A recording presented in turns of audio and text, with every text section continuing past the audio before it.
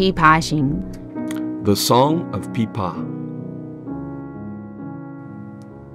On the banks of the Qingyang River, I was saying goodbye to my friend.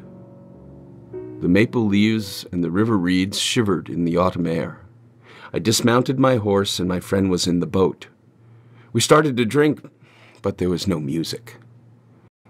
The drinking was sad and we soon said goodbye.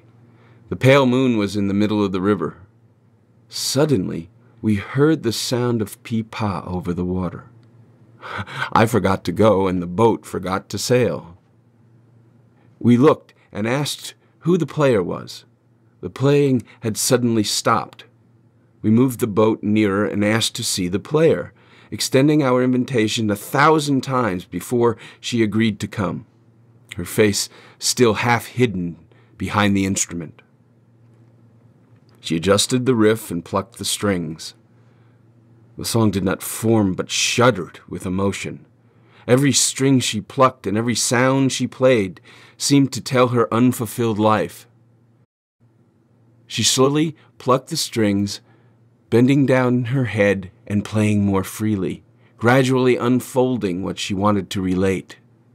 Lightly, slowly she played. Then she strummed and plucked. First was the tune of Nishang. After that, Lu Yao. The heavy plucking was like torrents of rain, the light ones like soft whispering. Loud and quiet accompanied each other, like big and small pearls falling on a jade plate. Little streams flew underneath the flowers, sad murmurs down the shoals. The water was cold and the strings rough. Sounds were frozen and couldn't break out, muffled sorrow that could not be voiced. Sound without is better than within. A silver vase had been suddenly broken as water splashed. A war horse galloped out from gunfire. At the end, there was a single plucking.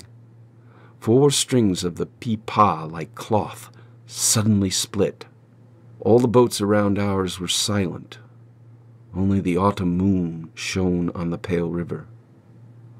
She hesitated and put the pick between the strings, stood up, and smoothed the front of her clothing.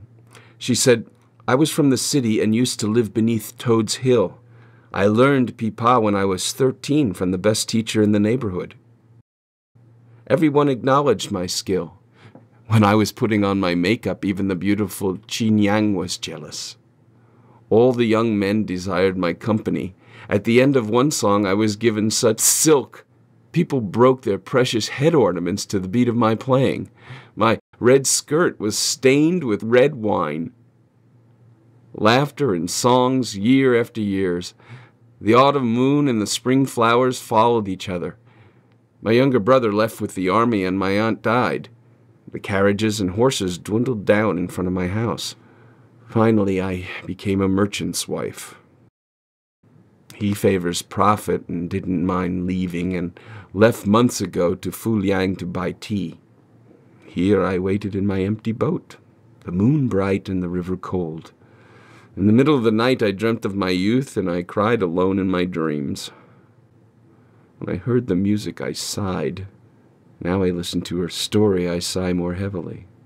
It did not matter whether we had known each other before. We had the same fate. Since I was banished from the court last year, I was demoted to Qingyang and had been sick.